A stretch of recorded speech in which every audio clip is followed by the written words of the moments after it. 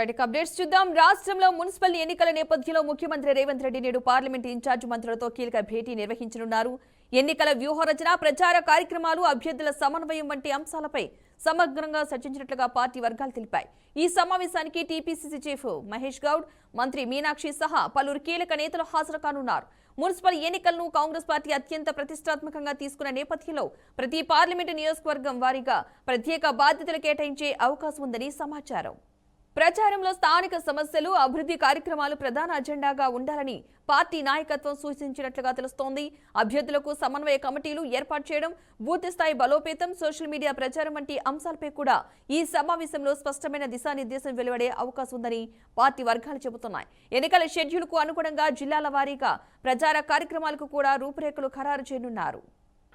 దానిలో భాగంగానే ఈ రోజు ఏదైతే మొన్న ఏదైతే విదేశీ పర్యటన ఉందో, విదేశీ పర్యటన ముందు పార్లమెంట్ వైజ్ గా ఇన్ఛార్జ్ మంత్రుల్ని ఇన్ఛార్జిగా ప్రకటించారు. సో వాళ్ళందరితో మున్సిపల్ ఎన్నికలు ఉన్న నేపథ్యం వాళ్ళందరితో భేటీ కానున్నారు.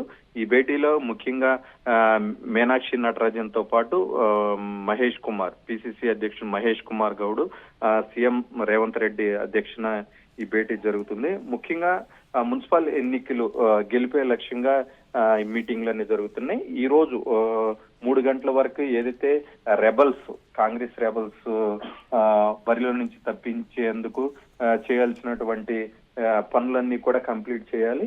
3 గంటల తర్వాత 5 గంటల లోపు ఒక క్లారిటీ వస్తుంది. ఏ మున్సిపాలిటీలకి ఎవరెవరు పోటీ చేస్తున్నారు ఏంటని. అదంతా కూడా ఇన్ఛార్జ్ మంత్రులు కావచ్చు, లోకల్ గా ఎమ్మెల్యేలు కావచ్చు, లోకల్ లీడర్లకి మెయిన్ ప్రధానమైనటువంటి పాత్ర. ఎందుకంటే రెబల్స్ అభ్యర్థి ఖచ్చితంగా బరిలో ఉంటే విజయ అవకాశాలు చాలా తక్కువగా ఉంటాయి. ఇదే స్థానిక సంస్థలు సర్పంచ్ ఎలక్షన్ లో కూడా కొంత డ్యామేజ్ అయింది కాంగ్రెస్ పార్టీకి రెబల్స్ బెడద అనేది.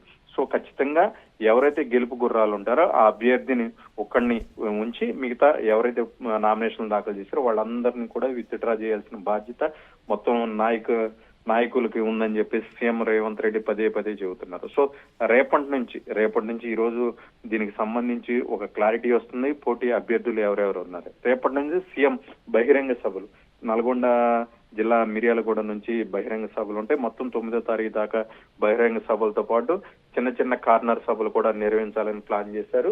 సో మొత్తం మీద చూసుకున్నట్లయితే కాంగ్రెస్ పార్టీ కొంత దూకుడు మీదే ఉంది. మున్సిపల్ ఎలక్షన్ కి సంబంధించి గెలిపే లక్ష్యంగా ఏదైతే దీనికి సంబంధించి 2 ఏళ్ల పాటు అభివృద్ధి చేసాం అవన్నీ కూడా ప్రజల్లోకి తీసుకెళ్లాలి. బలంగా రూట్ లెవెల్లో తీసుకెళ్తేనే గెలుపు అవకాశాలు ఎక్కువగా ఉంటాయి. లోకల్ గా కూడా మేనిఫెస్టో ఒకటి రెడీ చేసుకోవాలని నిన్న జూమ్ మీటింగ్ లో కూడా సీఎం రేవంత్ రెడ్డి చెప్పడం జరిగింది. ఏదైతే మేనిఫెస్టోలో త్వరితగతిన కంప్లీట్ చేయాల్సినటువంటి పనులు ఏవైతే ఉన్నాయో అవన్నీ కూడా మేనిఫెస్టోలో పొందుపరచండి. లోకల్ గా ఒక మున్సిపల్ ఎలక్షన్ కి సంబంధించి, కార్పొరేట్ ఎలక్షన్ కి సంబంధించి 116 మున్సిపాలిటీలు, దీనికి సంబంధించి 7 కార్పొరేషన్లు జరుగుతున్నాయి. దీని అందరికీ కూడా కలిపి ఒక మేనిఫెస్టో రెడీ చేయండి. స్థానికంగా ఎలాంటి సమస్యలు ఉన్నాయో అవన్నీ అడ్రస్ చేసి త్వరితగతిన పూర్తి చేసేందుకు 3 ఏళ్ల పాటు ఇంకా మనకు అధికారం ఉంది. ఖచ్చితంగా అవన్నీ పనులు చేస్తే ప్రజలు మెప్పు పొందితే ఏదైతే రానున్న రోజుల్లో ఎమ్మెల్యే ఎలక్షన్స్ వస్తాయి కదా 3 ఏళ్ల తర్వాత, వాటన్నిటి కూడా యూజ్ అవుతుంది. ఖచ్చితంగా గెలిపే లక్ష్యంగా నిలబడదాం అని చెప్పి సీఎం రేవంత్ రెడ్డి పదే చెప్తున్న పరిస్థితి చూసాం. Padma. Right. Thank you Ramakrishna.